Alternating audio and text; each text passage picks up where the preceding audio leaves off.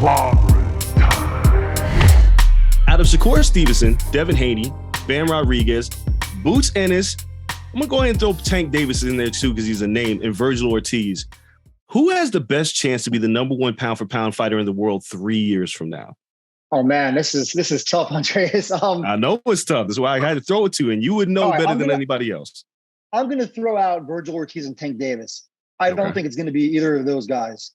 And they're both very good fighters. And I think they both will be firmly on the pound-for-pound at some point. Tank Davis might already be there if he's just fighting separate competition. He's very talented. Out of Shakur, Haney, Bam, and Boots, I'm probably the highest right now on Shakur Stevenson. He's just an excellent fighter, and his defense is otherworldly. That usually is what carries you, right? We see guys like Mayweather and Andre Ward, Bernard Hopkins get to the top spot, through that. And I think that's a big that's something I didn't mention earlier. We were talking about Canelo Alvarez and maybe why he's slowing down now at 32. Look, Mayweather didn't take much punishment. That was really smart of him. Canelo was taking plenty of punishment. Not recently, but against Bivol he did for sure, actually, in the first two Golovkin fights. So yeah, Shakur Stevenson or Devon Haney probably are the two guys I would buy the most stock on right there.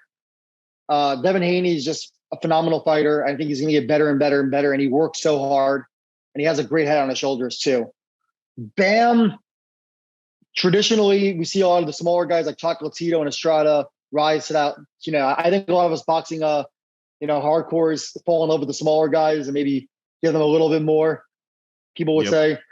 I love Boots Ennis. But, the problem with Boots Ennis is that he doesn't seem really all that close to getting a big fight right now.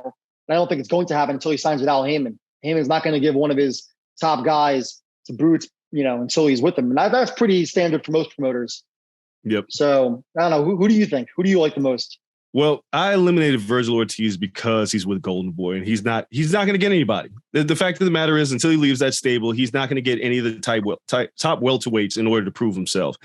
I like Tank a lot, but man, I need you to fight somebody. I'm sick of this. Like the jig is up, Tank. We need you to fight somebody, and it should happen 3 years from now, but I'm not sure. Shakur is my pick, and Devon Haney is my 1A, 1B to Shakur's 1A. Okay, same. Yeah, the reasons that you mentioned are the reasons because when I look at Shakur, how great he looked against Valdez, how great his defense is. Like, he reminds me a lot of Andre Ward, where he doesn't take a lot of unnecessary risks when he has to fight in the bag, and because he doesn't need to take any unnecessary punishment. And I think that'll carry him a long way.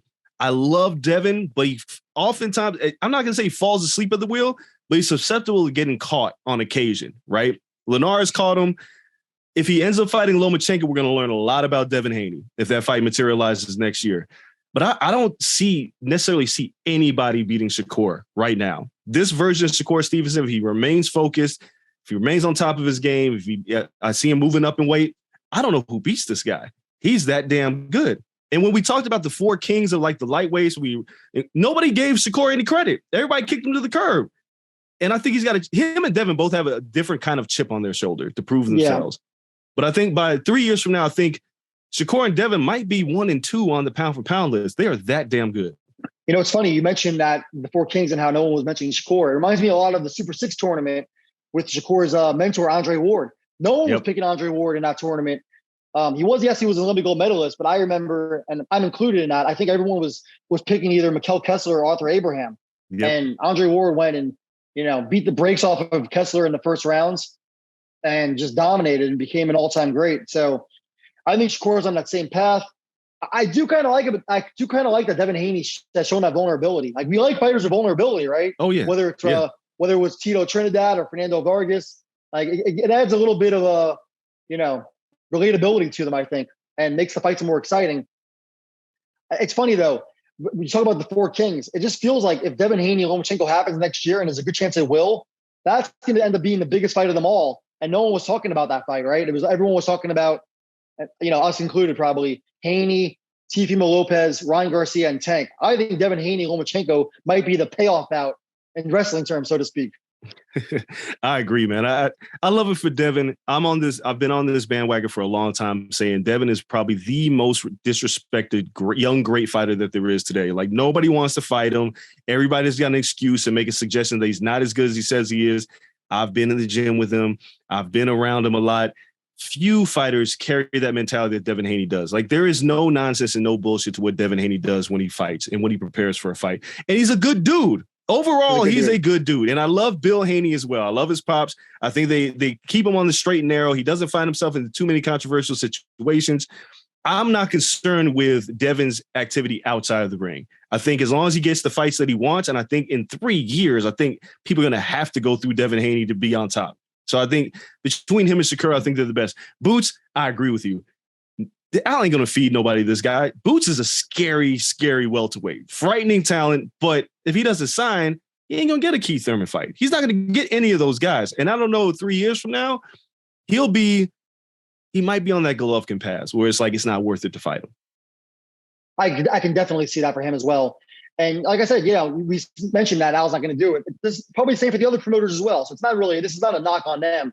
It's just the way business works in boxing, unfortunately. But I'm glad you said that about Devon. I think that stuff matters, right? Being a good guy matters. And we're humans too. We like dealing with guys that are easy to deal with, right? That want the attention, that want to cooperate on stories and help tell their story. And Devon Haney is a guy of character. So I think he's going to go a lot of places. I actually watched him spar a couple of rounds last week. I know the Kambosos rematch doesn't have a lot of intrigue, but hopefully for Haney's sake, he can get him out of there. I think that would be a statement.